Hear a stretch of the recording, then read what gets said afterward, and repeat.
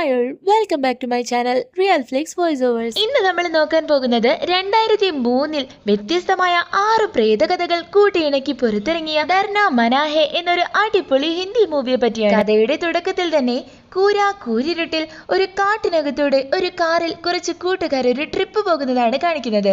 വളരെ എൻജോയ് ചെയ്ത് അവര് കളിച്ച് ചിരിച്ചങ്ങനെ പോകുവാണ്. അന്നേരം കാറിനകത്ത് ഒരു യെല്ലോ ടീഷർട്ട് ഇട്ട ഒരു കന്നടക്കാരനെ കാണിക്കുന്നു. അവനൊരു പഠിപ്പിസ്റ്റാണ്. അതുകൊണ്ട് തന്നെ എക്സാമിന് ചീറ്റ് ചെയ്തെന്ന് പറഞ്ഞ കാര്യമൊന്നും അവൻ അത്രയ്ക്ക് പിടിക്കുന്നില്ല.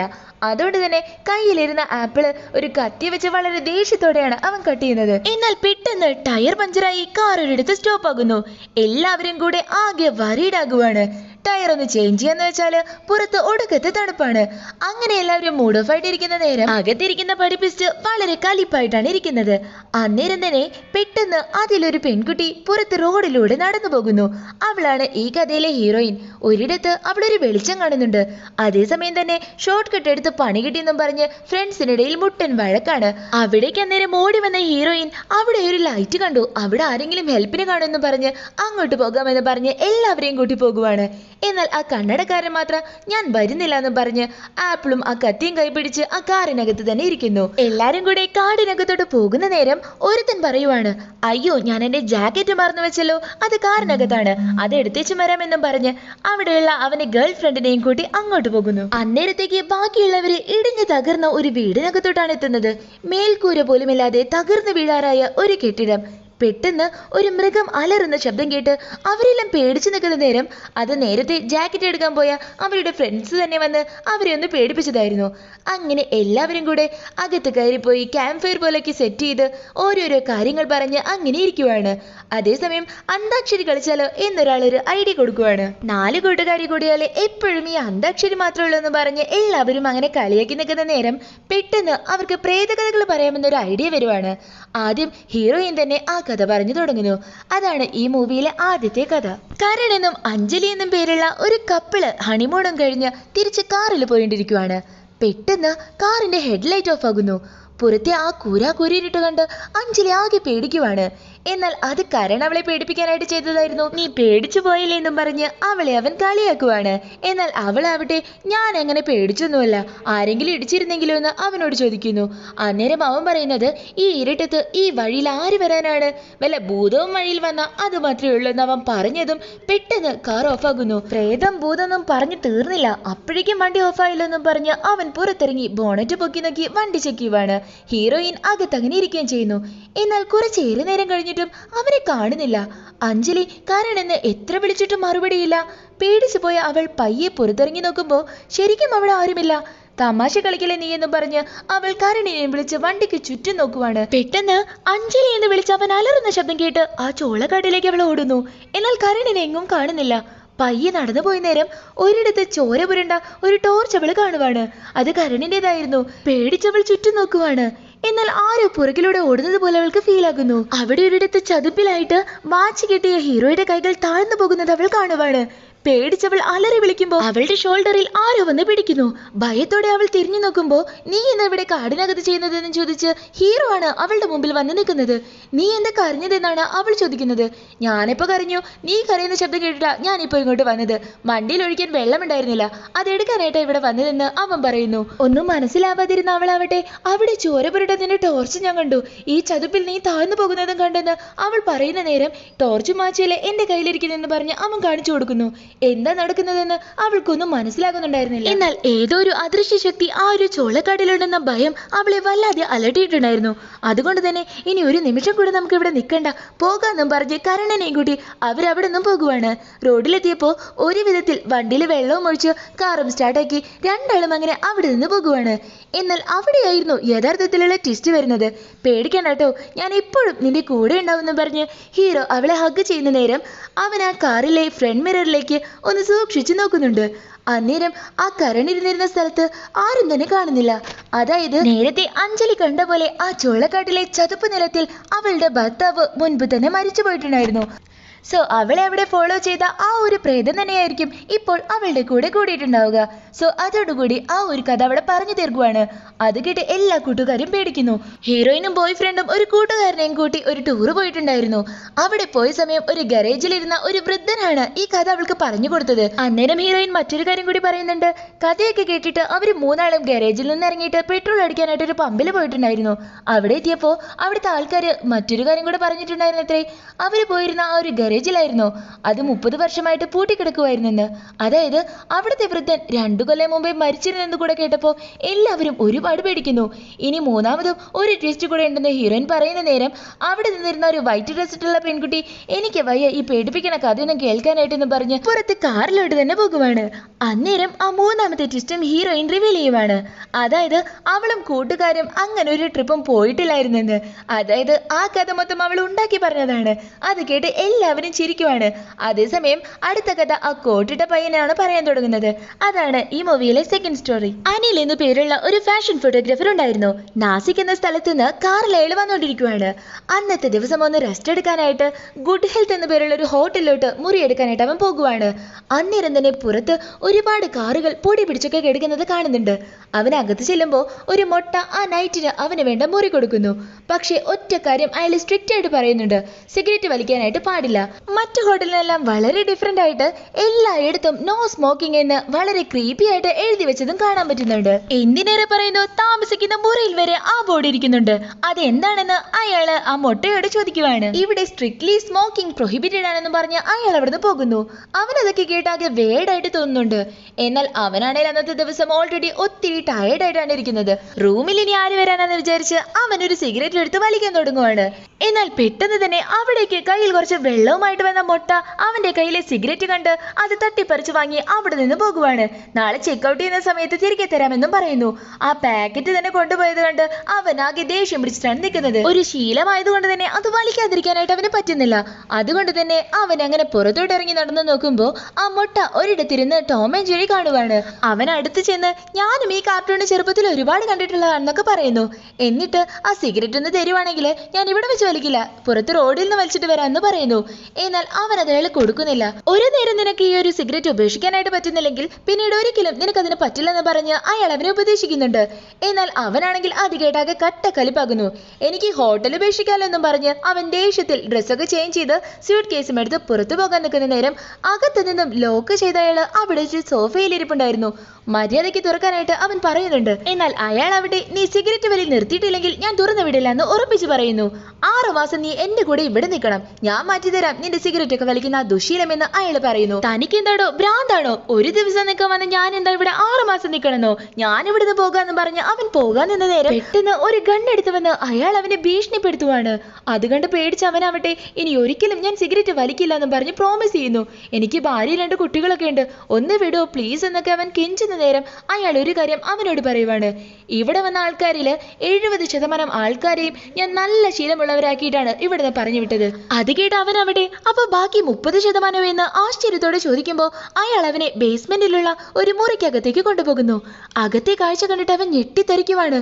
പ്ലാസ്റ്റിക് കവറിൽ കെട്ടിയ നിലയിൽ ഈച്ചയാർക്കുന്ന ഒരുപാട് ഡെഡ് ബോഡികൾ. അതേസമയം ബാക്കി കുറച്ച് ഡെഡ് ബോഡി കൂടെ മുകളിലെ നിലയിലുണ്ടെന്ന് അയാൾ പറയുന്നത് കേട്ട് അവൻ ഒരുപാട് ഭയക്കുന്നു. 6 മാസം കഴിഞ്ഞിട്ടും ആ ദുശീലം മാറ്റാത്തവരാണ് ആ കിടക്കുന്നതെന്നും പറയുന്നു. നിങ്ങളും എന്നെ സഹായിക്കാൻ കൂടുന്നു എന്നൊരു സൈക്കോയെ പോലെ അയാൾ അവനോട് ചോദിക്കുവാണ്. നമുക്ക് ഒരുമിച്ച് ഈ ലോകത്തിന്റെ ദുശീലം മാറ്റിയെടുക്കാമെന്ന് പറയുന്നു. അത് കഴിഞ്ഞ് 6 മാസങ്ങൾ കഴിഞ്ഞിട്ടാണ് കാണിക്കുന്നത്. അതേ ഹോട്ടലിലേക്ക് ഒരാൾ താമസിക്കാനായിട്ട് വരുന്നു. അവിടെ ഓഫീസിലിരിക്കുന്നത് അന്നേരം അനിലായിരുന്നു. വന്ന പയ്യന്റെ കയ്യിലെ സിഗരറ്റ് കണ്ടിട്ട് സിഗരറ്റ് ഇവിടെ വലിക്കാൻ പാടില്ല എന്ന് അനിൽ പറഞ്ഞതും അയാള് ധാർഷ്ട്യത്തിൽ അതിന്റെ പുക ഹീറോയ്ക്ക് നേരെ ഊതി വിടുവാണ്. ആ സെക്കൻഡിൽ അയാളെ ഹീറോ വെടിവെച്ച് കൊല്ലുന്നു. അകത്ത് പതിവ് പോലെ ടോം ആൻഡ് ജെറി കണ്ടോണ്ടിരിക്കുന്ന ആ മൊട്ടയാവട്ടെ ഒരു പടക്കം പൊട്ടിയത് കേട്ട ലാഘവത്തോടെ എൻജോയ് ചെയ്ത് അത് വീണ്ടും കാണുവാണ്. തൊട്ടപ്പുറത്ത് ഹീറോയും വന്നിരിക്കുന്നു. കുട്ടികളെ പോലെ ചിരിച്ചോണ്ട് അവര് ടോം ആൻഡ് ജെറിയും കണ്ടിട്ടിരിക്കുന്നു. അന്നേരം ടിവിയിൽ ഒരു ആഡ് വരുവാണ്. സിഗരറ്റ് വലിക്കുന്നത് ആരോഗ്യത്തിന് ഹാനികരമാണെന്ന് അതിൽ പറയുന്നത് കേട്ട് രണ്ടാളും മുഖത്തോട് മുഖം നോക്കി ചിരിക്കുന്നു, 2 സൈക്കോകളെ പോലെ. അതോടെ ആ കഥ അവിടെ അവസാനിക്കുന്നു. കാണിക്കുന്നു. പ്രസന്റ് സീനിൽ കാണിക്കുമ്പോൾ ആ കഥ കേട്ടോണ്ടിരുന്ന ഫ്രണ്ട്സിനൊന്നും അതത്ര പിടിച്ചിട്ടില്ല. കുറച്ചു സമയം കൊണ്ട് ആരാണ് അങ്ങനെ ദുശീലമൊക്കെ ഒഴിവാക്കുന്നതെന്ന് പറഞ്ഞ് ഒരുത്തൻ നടക്കുന്ന നേരം പുറത്ത് ആരോ ഉള്ളതായിട്ട് അവന് തോന്നുവാണ്.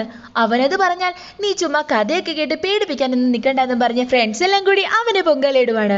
അന്നേരം കോട്ടിട്ടവന്റെ ഗേൾ ഫ്രണ്ടിന് തണുക്കുന്നെന്നും പറഞ്ഞ് ബ്ലാങ്കറ്റ് എടുക്കാനെന്നും പറഞ്ഞ് കാറിനകത്തോട്ട് പോകുവാണ്. എന്നാൽ അവൾ ആ വഴി പോകുന്ന നേരം തൊട്ടടുത്തായി ഒരു മരത്തിന് പുറകിൽ നേരത്തെ പോയി അവളുടെ ആ വെള്ള ഡ്രസ്സിട്ട കൂട്ടുകാരി കഴുത്തറുത്ത നിലയിൽ മരിച്ചു കിടക്കുന്നത് കാണിക്കുന്നുണ്ട്. അവളെയും കത്തിയെടുത്ത് ഒരാൾ മറഞ്ഞിരുന്ന് നോക്കുന്നുണ്ടായിരുന്നു. പെട്ടെന്ന് ഒരു ശബ്ദം കേട്ടവൾ തിരിഞ്ഞ നേരം എന്തോ കണ്ടവൾ അലറി വിളിക്കുവാണ്. എന്നാൽ അകത്തുള്ള കൂട്ടുകാരി എന്തോ കോമഡി പറഞ്ഞ് ചിരിച്ചോണ്ടിരിക്കുന്നതിനിടയിൽ അവളുടെ കരച്ചിൽ കേൾക്കുന്നില്ല. അവളെയും അജ്ഞാതനായ ആരോ ഒരാള് കത്തികൊണ്ട് കുത്തിക്കൊല്ലുന്നു. കൂട്ടുകാർക്കിടയിൽ അടുത്തൊരാള് മറ്റൊരു കഥ പറയാൻ തുടങ്ങുവാണ്. മൂന്നാമത്തെ കഥ. ഒരു സ്കൂളിൽ ദയാശങ്കർ പാണ്ഡെ എന്നൊരു ടീച്ചർ ഉണ്ടായിരുന്നു. വളരെ സ്ട്രിക്റ്റ് ആയിട്ടുള്ള ഒരു മാഷാണ് ആള്. ഹോംവർക്ക് ചെയ്തു വരാത്ത പിള്ളേരെ അടിച്ചു പുറത്താക്കുന്നു, എപ്പോഴും ഹെവിയായി പണിഷ് ചെയ്യുന്നു. ഇങ്ങനെ ഇതെല്ലാം സ്ഥിരം പതിവായിരുന്നു അയാളുടെ അടുത്ത്. അവിടെ ഹോംവർക്ക് ചെയ്തു വരാതെ എന്നും അടി വാങ്ങുന്ന ഒരു പെൺകുട്ടിയും ഉണ്ടായിരുന്നു. പേര് പ്രമീള. ഒരു ദിവസം അവൾ ഹോംവർക്ക് ചെയ്തെന്ന് ചോദിച്ചാൽ അവൾ ബുക്ക് മാഷിനെ കാണിച്ചു കൊടുക്കുവാണ്. അത് കണ്ടയാൾ ഞെട്ടുന്നു.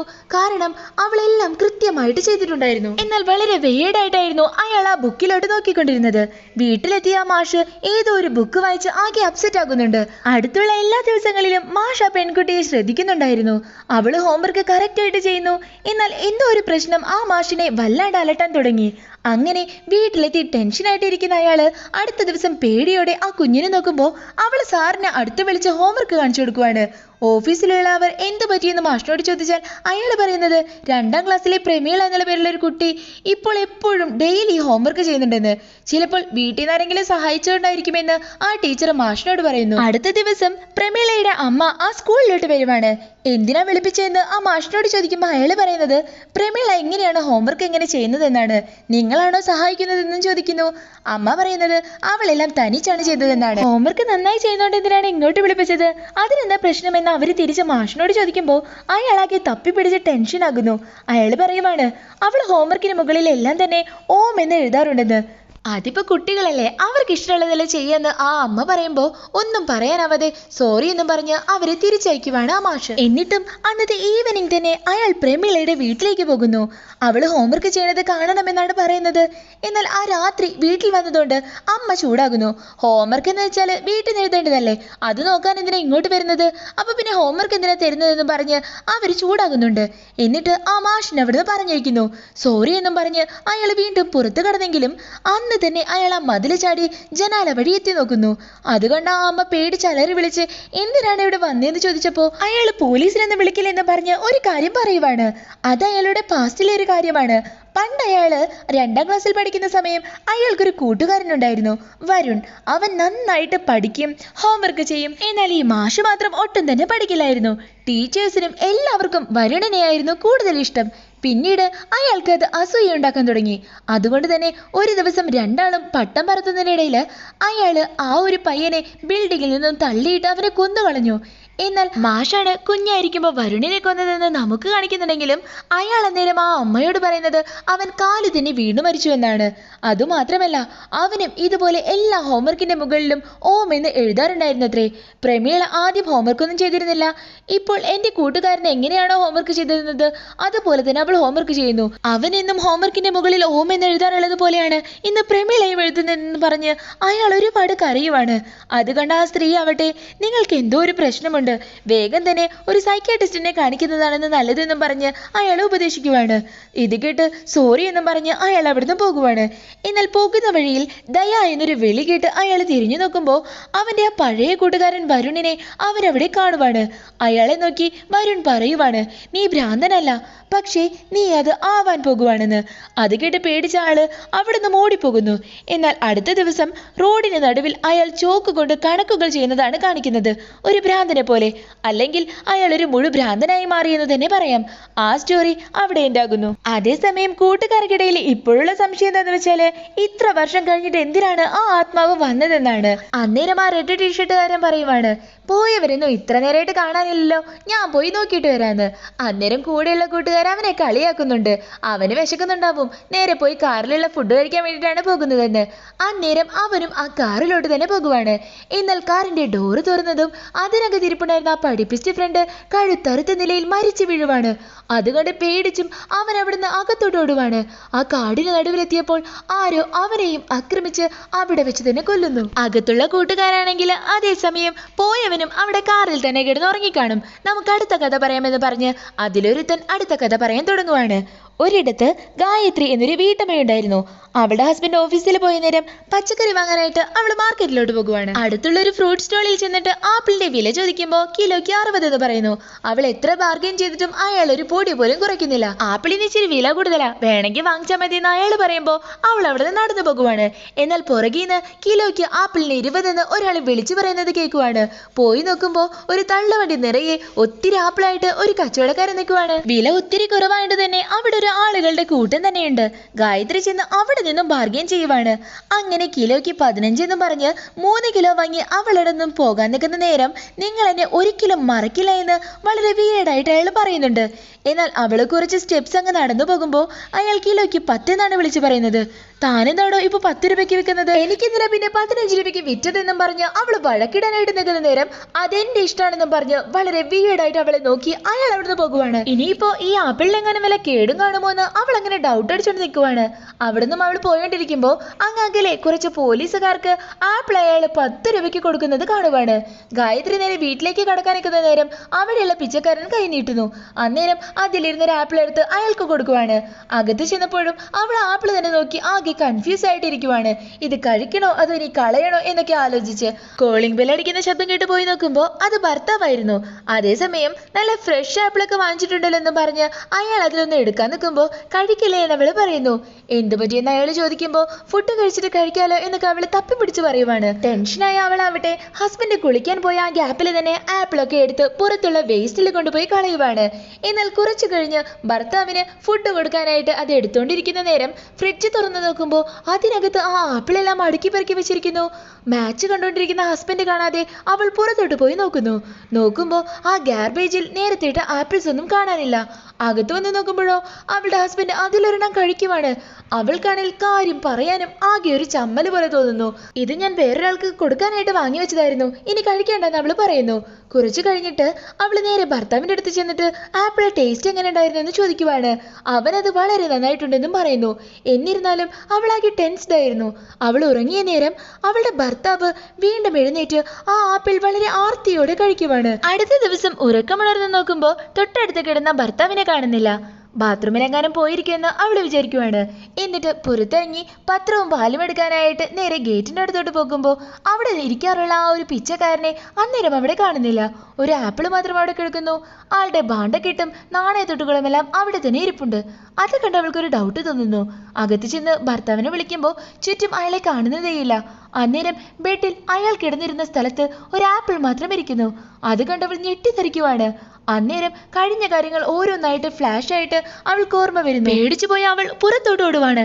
എന്നാൽ വരുന്ന വഴിയിൽ എല്ലാവരും തന്നെ ആപ്പിളും കടിച്ചുകൊണ്ടാണ് അവളുടെ മുന്നിലൂടെ നടന്നു പോകുന്നത്. അന്നേരം പോലീസ് സ്റ്റേഷനിൽ പോയി കംപ്ലൈന്റ് കൊടുക്കാന്ന് വിചാരിച്ചാൽ അതിനകത്തും ആപ്പിളുകൾ മാത്രമേ ഉള്ളൂ. പേടിയോടെ അവൾ മുന്നോട്ട് പോകുമ്പോൾ ആ റോഡിൽ മൊത്തം ആപ്പിളുകൾ വീണു കിടക്കുന്നു. ഒറ്റ മനുഷ്യരെ പോലും കാണുന്നില്ല. അന്നേരം അവൾക്ക് പുറകിൽ ആ ആപ്പിൾ കടക്കാരൻ വന്ന് അവൾക്ക് നേരെ ഒരു ആപ്പിൾ നീട്ടുവാണ്. ഇത് അവസാനത്തേതാണ്, ഇത് നിങ്ങൾക്ക് ഫ്രീ ആയിട്ട് എടുക്കാമെന്ന് പറഞ്ഞ് അയാൾ ചിരിച്ചു നിൽക്കുന്നതോടെ ആ കഥ അവിടെ അവസാനിക്കുന്നു. ഈ കഥ കേട്ട് ചിരിച്ചുകൊണ്ടിരുന്ന ഹീറോയിൻ ആവട്ടെ ആപ്പിൾ വേണമെന്ന് ചോദിച്ച് കൂട്ടുകാരെ മൊത്തം കളിയാക്കുവാണ്. അതും കടിച്ചുകൊണ്ട് അവൾ അങ്ങനെ നടന്നുകൊണ്ടിരിക്കുമ്പോൾ പെട്ടെന്ന് അവൾക്കും ഒരു കഥ ഓർമ്മ വരുവാണ്. അവൾ ആ കഥ പറഞ്ഞു തുടങ്ങുന്നു. ഒരു രാത്രി സമയം ഒരു ശ്മശാനത്തിന് മുമ്പിലൂടെ നമ്മുടെ ഹീറോ ഒരു കാറിൽ അങ്ങനെ പോകുവാണ്.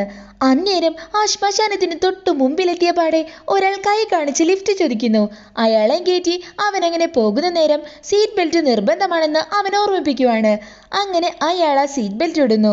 അന്നേരം എന്തായിരുന്നു ശ്മശാനത്തിന് മുമ്പിൽ പണിയെന്ന് അവൻ ചോദിക്കുന്നു. കഥയിൽ രണ്ടുപേർക്കും ഒത്തിരി ഡയലോഗ്സ് ഉള്ളതുകൊണ്ട് വണ്ടി ഓടിക്കുന്ന ആളെ ഹീറോ എന്നും ഇപ്പൊ ലിഫ്റ്റ് ചോദിച്ച് കയറിയ ആളെ മനോഹർ എന്ന് വിളിക്കാം. ഹീറോ ചോദിച്ച ചോദ്യത്തിന് മനോഹർ പറയുന്നത് ഇങ്ങനെയാണ്: അയാള് രാവിലെ തൊട്ട് അവിടെ തന്നെ നിൽക്കുമായിരുന്നത്രേ, ആ ശ്മശാനത്തിന് മുമ്പിൽ. എല്ലാ പകലും അയാൾ അവിടെ ഉണ്ടാകാറുണ്ടെന്നും പറയുന്നു. അന്നേരം കാറിൽ കേട്ട ആ പാട്ട് കേട്ട് മനോഹർ ഹീറോയോട് പറയുവാണ്, ഞാനും വൈഫും ഈ പാട്ടിന് ഒരുപാട് ഡാൻസ് ഒക്കെ കളിക്കുമായിരുന്നെന്ന്. അപ്പോഴെന്താ ഇപ്പൊ കളിക്കാറില്ലെന്ന് ഹീറോ ചോദിക്കുമ്പോൾ ഇല്ല എന്ന് അയാൾ മറുപടി കൊടുക്കുന്നു. അപ്പൊ ഭാര്യയെ ഡിവോഴ്സ് ചെയ്തുവെന്ന് അവൻ വീടാതെ ചോദിക്കുവാണ്. എന്നാൽ അയാൾ പറഞ്ഞത് കേട്ട് അവൻ ഞെട്ടുന്നു. 10 ദിവസം മുൻപേ മരിച്ചുവെന്ന്. ഐ എം സോറി, നിങ്ങളുടെ വൈഫ് മരിച്ചതാവുമല്ലേ, കല്ലറയിൽ പോയി നിൽക്കുന്നത് അതുകൊണ്ടാണല്ലേ എന്ന് ഹീറോ ചോദിക്കുമ്പോൾ അയാൾ പറയുന്നത്, നിങ്ങൾ എന്തിനാ എന്റെ ജീവിച്ചിരിക്കുന്ന ഭാര്യയെ കൊല്ലുന്നതെന്നാണ്, അവള് ഹെൽത്തി ആയിട്ട് ഇപ്പോഴും ഉണ്ടെന്ന് പറയുന്നു. ഇത് കേട്ട് ഹീറോ വീണ്ടും കൺഫ്യൂസ് ആകുവാണ്. അപ്പൊ താൻ ആരാണ് മരിച്ചതെന്നാണ് നേരത്തെ പറഞ്ഞതെന്ന് അവൻ ചോദിക്കുന്നു. അന്നേരം അയാൾ പറയുവാണ്, 10 ദിവസം മുമ്പ് മരിച്ചത് താൻ തന്നെയാണെന്ന്. എന്നാൽ അത് കേട്ട ഹീറോ ഞെട്ടുന്നതിന് പകരം ചിരിക്കുവാണ് ചെയ്യുന്നത്. ആദ്യമായിട്ടാണ് ഒരു ആത്മാവിനെ കണ്ടതെന്നും പറഞ്ഞ് അവൻ അയാളെ കളിയാക്കുന്നു. നിങ്ങൾക്ക് എങ്ങോട്ടാ പോകേണ്ടതെന്ന് പറ, അങ്ങോട്ടാക്കി തരാമെന്ന് അവൻ പറയുവാണ്. അന്നേരം മനോഹർ സിറ്റിയിലേക്ക് പോകണമെന്ന് പറയുന്നു. നിങ്ങൾ പ്രേതമാണെങ്കിൽ ഡിസപ്പിയർ ആകൂ എന്നവൻ വെല്ലുവിളിക്കുവാണ്. നിന്നോടാരാ പറഞ്ഞത് പ്രേതങ്ങളൊക്കെ ഡിസപ്പിയർ ആകുമെന്ന്? അത് മാത്രമല്ല, നീ ഇപ്പൊ പേടിച്ചു തുടങ്ങിയിരിക്കുന്നു, അതുകൊണ്ടാണ് നീ എന്നോട് ഇങ്ങനെയുള്ള ചോദ്യങ്ങളൊക്കെ ചോദിക്കുന്നതെന്ന് മനോഹർ പറയുന്ന നേരം ഹീറോ അയാളോട് തിരിച്ചൊരു ചോദ്യം കൂടെ ചോദിക്കുവാണ്. മരണത്തിനു ശേഷം എന്താണ് സംഭവിക്കുകയെന്ന്. അതിനുത്തരമായി അയാൾ പറയുന്നത് ഇങ്ങനെയാണ്: ഒരു നീണ്ട കാത്തിരിപ്പ് എന്ന്. എന്ന് മുക്തി ലഭിക്കുമെന്ന ഒരു നീണ്ട കാത്തിരിപ്പ്. അതും പറഞ്ഞ് അയാൾ ഹീറോയ്ക്ക് ഷേക്ക് ഹാൻഡ് കൊടുത്തതും അവന്റെ കയ്യിൽ ബ്ലഡ് സ്റ്റെയിൻ ആകുന്നു. നിങ്ങൾ തമാശ കളിക്കാണോ, ഇറങ്ങിപ്പോ വണ്ടിയിൽ നിന്നും പറഞ്ഞ് അവൻ അയാളെ വിരട്ടുവാണ്. എന്നാൽ അയാൾ അതിൽ നിന്ന് ഇറങ്ങുന്നില്ല. ദേഹത്ത് തൊടല്ലേ, വെടിയുണ്ട കൊണ്ടത് ഇവിടെയാണെന്ന് പറഞ്ഞ് ചോര പുരണ്ട അയാളുടെ കൈകൾ നെഞ്ചിന്റെ ഭാഗത്തു നിന്നും അയാൾ പുറത്തെടുക്കുവാണ്. അത് കണ്ട് കലിപ്പായ അവനാവട്ടെ പുറത്തിറങ്ങി അയാളെ പുറത്തിറക്കാനായിട്ട് നോക്കുന്നതും അയാൾ പൊട്ടി പൊട്ടി ചിരിക്കുവാണ്. കാരണം അതൊരു പ്രാങ്ക് ഷോ ആയിരുന്നു. ഞാൻ MTV നിന്നുമാണ് വരുന്നതെന്ന് പറഞ്ഞ് അയാൾ ബാഗിൽ ഒളിപ്പിച്ചു വെച്ചിരുന്ന ആ ഒരു ക്യാമറ എടുത്ത് ഹീറോയ്ക്ക് കാണിച്ചു കൊടുക്കുവാണ്. എന്റെ ക്രൂ പുറകിൽ വരുന്നുണ്ടെന്നും കൂടെ പറയുന്നു. ഇത്ര കാലം ഞാൻ ഒത്തിരി പേരെ പേടിപ്പിച്ചിട്ടുണ്ട്, എന്നാൽ നീ മാത്രം പേടിച്ചില്ല, ഇതെങ്ങനെ സാധിക്കുന്നു എന്ന് അയാൾ ആശ്ചര്യത്തിൽ ചോദിക്കുവാണ്. അന്നേരം ഹീറോ അതിനുത്തരം നൽകുന്നു. എനിക്ക് അറിയാമായിരുന്നു ഓൾറെഡി നിങ്ങൾ പ്രേതമല്ലെന്ന്. അതെന്താണെന്ന് അറിയാമോ? കാരണം ഞാനാണ് റിയൽ ആയിട്ടുള്ള പ്രേതമെന്ന്. ഇനി നീയും കൂടെ തുടങ്ങാണെന്ന് പറഞ്ഞിട്ട് മനോഹർ ഹീറോയെ നോക്കുമ്പോൾ അവൻ തന്റെ കണ്ണട ഊരി മാറ്റുന്നു. അവന്റെ കണ്ണുകൾ അന്നേരത്തേക്ക് മുഴുവനായും കറുത്ത നിറമായി മാറിയിട്ടുണ്ടായിരുന്നു. ഞാൻ പ്രേതമാണ്, നിനക്കറിയോ? പ്രേതങ്ങൾക്ക് അപ്രത്യക്ഷനാവാൻ പറ്റുമെന്ന് പറയുന്നതും അവൻ ആ സെക്കൻഡിൽ ഡിസപ്പിയർ ആകുന്നു. അപ്പോഴേക്കും മനോഹറിന്റെ ചാനലിലെ ക്രൂ മുഴുവൻ അങ്ങോട്ടെത്തിയിരുന്നു. എന്നാൽ അവിടെ ചെന്ന് നോക്കുമ്പോൾ ഒറിജിനൽ ആത്മാവിനെ കണ്ട ഷോക്കിൽ അയാൾ മരിച്ചു പോയിട്ടുണ്ടായിരുന്നു. അങ്ങനെ ആ സ്റ്റോറി അവിടെ ഉണ്ടാകുവാണ്. ഈ കഥ കേട്ട് കഴിഞ്ഞിട്ടും കൂട്ടുകാർക്കിടയിൽ ഒരു സംശയമുണ്ട്, എന്തിനാണ് അയാളെ പ്രേതം കൊന്നതെന്ന്. സ്വന്തം ഐഡന്റിറ്റി വരെ കളിയാക്കുകയും ക്വസ്റ്റ്യൻ ചെയ്യുകയും ചെയ്താൽ പ്രേതമാണേലും മനുഷ്യനാണേലും ഇങ്ങനെ തന്നെയല്ലേ ചെയ്യൂ എന്ന് പറഞ്ഞ് അവരെങ്ങനെ ചിരിക്കുവാണ്. നല്ല മഴ വരാൻ പോകുന്നുണ്ടല്ലോ, ഞാൻ പോയി ബാക്കിയുള്ളവരെ വിളിച്ചോണ്ട് വരാമെന്നും പറഞ്ഞ് കൂട്ടുകാരൻ പുറത്തോട്ട് പോകുന്നു. അങ്ങനെ കുറച്ച് സമയം കഴിഞ്ഞു. ഹീറോയിനും കൂട്ടുകാരനും അങ്ങനെ സംസാരിച്ചുകൊണ്ടിരിക്കുന്നതിനിടയിൽ പെട്ടെന്ന് ഒരു സൈഡിൽ ഒരുത്തൻ ഇരിക്കുന്നത് കാണുവാണ്. അവർ പറയുന്നതെല്ലാം അയാൾ ശ്രദ്ധിക്കുന്നുണ്ടായിരുന്നു. പെട്ടെന്ന് അയാൾ അവിടെ കണ്ടപ്പോൾ രണ്ടാളും പേടിക്കുന്നുണ്ട്. അന്നേരമാണ് അയാൾ പറയുന്നത്, ഞാനാണ് ഇവിടെ താമസം, നിങ്ങൾ എങ്ങനെ ഇവിടെ എത്തിയെന്ന് അയാൾ ഇവരോട് ചോദിക്കുവാണ്. അന്നേരം അവര് പറയുന്നത് വണ്ടി കേടായതുകൊണ്ട് വന്നതാണെന്നാണ്. കൂട്ടുകാരൊക്കെ പുറത്ത് കാറിൽ തന്നെ ഇരിപ്പുണ്ടെന്നും കൂടെ പറയുന്നു. അന്നേരം നിങ്ങൾ പറഞ്ഞ കഥ എന്തായാലും കണ്ടിന്യൂ ചെയ്യുന്ന ആവശ്യപ്പെടുവാണ്. അങ്ങനെ ആ ഷർട്ടിട്ട പയ്യൻ ആ കഥ പറഞ്ഞു തുടങ്ങുവാണ്. ഒരു സ്ഥലത്ത് പൂരവ് എന്ന് പറയുന്ന ഒരു പയ്യനുണ്ടായിരുന്നു. എന്നാൽ അവന് ആർക്കും ഒരു വിലയില്ലാത്തതുകൊണ്ട് തന്നെ അവൻ അതിൽ വളരെ അപ്സെറ്റ് ആയിരുന്നു. എന്തിനേറെ പറയുന്നു, അവൻ വൺ സൈഡ് ആയിട്ട് ലവ് ചെയ്യുന്ന ആ പെണ്ണിന് പോലും അവനെ കണ്ണിന് നേരെ കാണുന്നത് ഇഷ്ടമല്ല. അതും പോരാഞ്ഞ് അവൾക്ക് വേറൊരു ലൈനും ഉണ്ടായിരുന്നു. അതുകൊണ്ട് തന്നെ അവൻ മൊത്തത്തിലാകെ ഡിപ്രസ് ആയിട്ട് ഇരിക്കുമായിരുന്നു. എല്ലാം കൊണ്ടും ജീവിതം മടുത്തുപോയ അവൻ ഞരമ്പ് മുറിച്ച് ആത്മഹത്യ ചെയ്യാൻ നോക്കുന്നു. എന്നാൽ അതിനുള്ള ധൈര്യം അവന് വന്നില്ല. അന്നേരം മലയുടെ മുകളിൽ നിന്ന് ചാടിച്ചവനായിട്ട് അവൻ തീരുമാനിക്കുവാണ്. എന്നാൽ അതിനും സാധിക്കുന്നില്ല. പെട്ടെന്ന് അവൻ അവിടെ ഒരു വിഗ്രഹം പോലെ എന്തോ ഒന്ന് കാണുവാണ്. അടുത്ത് ചെന്നപ്പോ അത് ചിരിക്കുന്നതായിട്ട് അവനും തോന്നുന്നു. നിങ്ങളും എന്നെ നോക്കി അങ്ങനെ ചിരിച്ചോ? മറ്റുള്ളവർക്കില്ലാത്ത എന്തെങ്കിലും ഒന്ന് എനിക്ക് തരാമായിരുന്നില്ലേ? അതുകൊണ്ടല്ലേ എന്റെ ലൈഫ് ഇങ്ങനെ ആയതെന്നും പറഞ്ഞ് അവൻ പരാതി പറയുവാണ്. അന്നേരം ഒരു പ്രത്യേകതരം പ്രകാശം അവന്റെ മുഖത്തോട്ട് ആ വിഗ്രഹത്തിൽ നിന്നും അടിക്കുന്നുണ്ട്. ഈ ശിലയോട് എന്തെങ്കിലും പറഞ്ഞിട്ട് എന്ത് കാര്യം എന്ന് കരുതി അവൻ അവിടെ നിന്നും കോളേജിലോട്ട് തിരികെ പോകുവാണ്. കോളേജിലെത്തിയപാടെ തന്റെ ക്രഷിനെ കണ്ടതും അവൻ സ്റ്റോപ്പ് എന്ന് പറഞ്ഞതും അവൾ അവിടെ സ്റ്റക്കായി നിൽക്കുവാണ്. നീ എന്തിനാ സ്റ്റക്കായി നിൽക്കുന്നത്? നിനക്ക് മൂവി എന്നവൻ പറയുമ്പോ അവൾ പെട്ടെന്ന് റിലീസ് ആവുകയാണ്. എന്റെ പേര് പൂരം എന്നാണ്, എനിക്ക് നിന്നോടൊരു കാര്യം പറയാനുണ്ടെന്ന് പറഞ്ഞപ്പോ അവളെ എനിക്കിപ്പോ കേൾക്കണ്ടെന്ന് പറഞ്ഞ് അവിടുന്ന് പോകുവാണ്. എന്നാൽ അവനിങ്ങനെ അവളോട് സംസാരിച്ചോണ്ടിരിക്കുന്നത് അവളുടെ ലൈനായിട്ടുള്ള പയ്യൻ കേൾക്കുന്നുണ്ടായിരുന്നു. എന്റെ പെണ്ണിന്റെ അടുത്ത് നിനക്ക് എന്താടാ കാര്യം എന്നും പറഞ്ഞ് അവൻ ഹീറോയെ ഒത്തിരി വഴക്ക് പറയുന്നുണ്ട്. അവനെ തല്ലാനായിട്ട് ആ പയ്യൻ അടുത്തോട്ട് വന്നതും അവൻ സ്റ്റോപ്പ് എന്ന് പേടിച്ചോണ്ട് പറയുവാണ്. എന്നാൽ അന്നേരത്തേക്ക് ആ പയ്യൻ സ്റ്റോപ്പ് ആകുന്നു. അത് കണ്ട് അവൻ ഞെട്ടുവാണ്. നീ എന്താ അഭിനയിക്കുകയാണെന്നൊക്കെ ഹീറോ ചോദിക്കുന്നുണ്ടെങ്കിലും അവൻ അന്നേരം അനങ്ങാതെ തന്നെ നിൽക്കുവാണ്. അതേസമയം അവൻ അടുത്ത് ചെന്ന് അനങ്ങെന്ന് പറഞ്ഞാൽ അവൻ അനങ്ങാൻ തുടങ്ങുന്നു. അന്നേരം അവൻ വീണ്ടും സ്റ്റോപ്പ് എന്ന് പറഞ്ഞു നോക്കുവാണ്. അപ്പോൾ തന്നെ ആ പയ്യൻ സ്റ്റോപ്പ് ആകുന്നു. അവൻ വീണ്ടും റിലീസ് എന്ന് പറയുമ്പോൾ അയാൾ വീണ്ടും റിലീസ് ആകുന്നുണ്ട്. അന്നേരം മാത്രമാണ് അന്ന് ആ ദൈവത്തെ പ്രാർത്ഥിച്ചപ്പോ അവൻ എന്തൊരു ശക്തി കിട്ടിയതാണെന്ന് മനസ്സിലാകുന്നത്. പിന്നെ ഒട്ടും വൈകിക്കാതെ അവൻ ആ ശക്തി ഉപയോഗിക്കാനായിട്ട് തുടങ്ങുവാണ്. ആദ്യം തന്നെ ആ ക്രഷിന്റെ ലവറിനെ തല്ലി ചതയ്ക്കുവാണ്. എന്നിട്ട് നടന്നു പോകുന്ന വഴിയിൽ എല്ലാവരെയും സ്റ്റോപ്പ് എന്ന് പറയുന്നു. പിന്നീട് റിലീസ് ആക്കുന്നു. അവനത് ഒരു തരത്തിൽ നന്നായി തന്നെ എൻജോയ് ചെയ്യുവാണ്. അന്നേരം തന്നെ അവൻ ഓടിച്ചെന്ന് തന്നെ ക്രഷിന്റെ അടുത്ത് ചെല്ലുവാണ്. അവളെ സ്റ്റോപ്പ് എന്ന് പറഞ്ഞ് അവളെ കിസ് ചെയ്യാനായിട്ട് നോക്കുന്നുണ്ടെങ്കിലും പിന്നീട് അവനത് സാധിക്കുന്നില്ല. കാരണം അവളുടെ ഇഷ്ടത്തോടെ തന്നെ വേണം എല്ലാം എന്ന് അവൻ ആഗ്രഹിച്ചിരുന്നു. അതുകൊണ്ട് തന്നെ അവളെ ഒരു മുറിയിലാക്കി നേരെ പുറത്തു ചെന്ന് പുറത്തു നിൽക്കുന്ന എല്ലാവരോടുമായി ഉറക്കെ വിളിച്ചു പറയുവാണ് സ്റ്റോപ്പ് എന്ന്. അന്നേരത്തേക്ക് എല്ലാവരും തന്നെ സ്റ്റോപ്പ് ആകുന്നു. അവൻ നേരെ മുറിയിലെത്തി അവളെ തിരിച്ചു കൊണ്ടുപോയി അവൻ റിലീസ് എന്ന് പറയുമ്പോൾ എല്ലാവരും നോർമൽ ആകുന്നു. ഇതെല്ലാം കണ്ട് അവൾ അങ്ങനെ നിൽക്കുന്ന നേരം അവൻ അവളെ പ്രപ്പോസ് ചെയ്യുവാണ്. എന്റെ ഈ പവർ ഉപയോഗിച്ചിട്ട് എനിക്ക് നിന്നെ എന്ത് വേണമെങ്കിലും ചെയ്യാൻ പറ്റിയേനെ, പക്ഷെ ഞാനത് ചെയ്യാതിരുന്നത് നിന്റെ യഥാർത്ഥ സ്നേഹം കിട്ടാനാണെന്ന് ഒരു ഭ്രാന്തനെ പോലെ അവൻ പറയുന്നത് കേട്ട് അവൾ ഒരുപാട് ഭയക്കുന്നു. തനിക്ക് എന്തെങ്കിലും പറ്റിയാലോ എന്നുള്ള ഒരൊറ്റ കാരണം കൊണ്ട് മാത്രം അവൾ അവനോട് യെസ് എന്ന് പറയുന്നുണ്ട്. ലോകം കീഴടക്കിയ സന്തോഷത്തിൽ മതി മറന്ന് അവൻ വീട്ടിലേക്ക് എത്തുമ്പോൾ അവൻ അച്ഛൻ പതിവ് പോലെ അവനെ ഉപദേശിക്കാൻ നിൽക്കുവാണ്. എന്നാൽ അതിഷ്ടമല്ലാതിരുന്ന അവനാവട്ടെ ആ ഒരു വിദ്യ ഉപയോഗിച്ച് അച്ഛനെ നല്ലൊരു പണി കൊടുക്കുവാണ്. അങ്ങനെ കുറച്ചു നേരം കഴിഞ്ഞ് അവൻ അകത്തു പോയി അവന് കിട്ടിയ ആ പവറിനെ പറ്റി ആലോചിച്ച് ഒരുപാട് സന്തോഷിച്ച് അവിടെ ഉണ്ടായിരുന്ന ഒരു കണ്ണാടിയിൽ നോക്കി അവനോട് തന്നെ സ്റ്റോപ്പ് എന്ന് പറയുന്നു. എന്നാൽ ആ നിമിഷം അവൻ അവിടെ ഫ്രീസായ പോലെ നിൽക്കുവാണ്. വീട്ടിലുള്ള എല്ലാവരും വന്ന് നോക്കിയിട്ടും അവനെ ഒന്ന് അനക്കാൻ പോലും പറ്റുന്നില്ല. നേരെ ഹോസ്പിറ്റലിലേക്കും കൊണ്ടുപോകുന്നു. എന്നിട്ട് പോലും അവൻ രക്ഷപ്പെട്ടില്ല. അതായത് ഒരുപക്ഷെ അന്നവൻ ആ വിഗ്രഹത്തെ നോക്കി ഒരുപാട് സംസാരിച്ച ആ സമയം അവന് ലഭിച്ചത് വരമായിരുന്നിരിക്കില്ല, അത് വലിയൊരു ശാപമായിരുന്നിരിക്കും. അങ്ങനെ ആ മൂവി അവിടെ ഉണ്ടാകുവാണ്. അതേസമയം പ്രസന്റിൽ കാണിക്കുമ്പോൾ മതി മതി ഇനി കഥയൊന്നും വേണ്ട, നമുക്ക് നേരെ ഫ്രണ്ട്സിന്റെ അടുത്തോട്ട് പോകാമെന്ന് ഹീറോയിൻ പറയുന്ന നേരം ആ അജ്ഞാതനായ ആൾ അയാൾക്കും ഒരു കഥ പറയണമെന്ന് വാശി പിടിക്കുവാണ്. അങ്ങനെ അയാൾ ആ കഥ പറയാൻ തുടങ്ങുന്നു. പക്ഷെ ഒരു കാര്യമുണ്ട്, ഒരിക്കലും പേടിക്കാൻ പാടില്ല എന്ന്. കാരണം ഭയം എന്ന് പറയുന്നത് മരണത്തിന് തുല്യമാണെന്ന്. അങ്ങനെ അയാൾ ആ കഥ പറഞ്ഞു തുടങ്ങുന്നു. ഒരിടത്ത് 7 കൂട്ടുകാരുണ്ടായിരുന്നു. അവരെല്ലാം കൂടെ ഒരു ദിവസം ഒരു ട്രിപ്പ് പോകുന്നു. എന്നാൽ രാത്രി റോഡിൽ വെച്ച് അവരുടെ വണ്ടിയുടെ ടയർ പഞ്ചറാകുന്നു. അന്നേരം പുറത്തൊരു വെളിച്ചം കണ്ട് അവരങ്ങോട്ട് പോകുന്നു. അങ്ങനെ ആ 7 ആൾക്കാരും ഇവിടെ എത്തുന്നു. എന്നിട്ട് എന്ത് സംഭവിച്ചെന്നല്ലേ? അതിലോരോരുത്തരായി ഓരോ കഥകൾ പറയാൻ തുടങ്ങുന്നു. അതിനുശേഷം ഓരോരോ കാര്യങ്ങൾക്കായി അവർ പുറത്തോട്ടും പോകുന്നു. എന്നാൽ അവർക്കറിയില്ലായിരുന്നു പുറത്ത് അവരുടെ വരവും കാത്ത് ഒരാൾ അവിടെ ഒളിച്ചു നിൽപ്പുണ്ടെന്ന്. എന്നാൽ അയാള് ഒരു ജീനിയസ് ആയിരുന്നു. അയാൾക്ക് ആരും ഭയക്കുന്നത് ഇഷ്ടമല്ലായിരുന്നു. അയാൾ ആഗ്രഹിച്ചത് ഈ ലോകത്തെ എല്ലാവരുടെ ഉള്ളിൽ നിന്നും ഭയം എടുത്തു കളയണമെന്നാണ്. എന്നാൽ വന്നവരെല്ലാം ആദ്യം ഇരുട്ട് കണ്ടപ്പോൾ പേടിച്ചു. അതേസമയം ഒരു ചെറിയ മൃഗത്തിന്റെ ശബ്ദം കേട്ടപ്പോൾ അതും അവരെ പേടിപ്പിച്ചു. അങ്ങനെ പേടിക്കുന്നവർക്ക് ഈ ഭൂമിയിൽ ജീവിക്കാൻ അർഹതയില്ല. അങ്ങനെ അയാൾ ഓരോരുത്തരെയായി വകവരുത്താനായിട്ട് തുടങ്ങി. ഇനി ബാക്കിയുള്ളത് 2 പേരാണ്.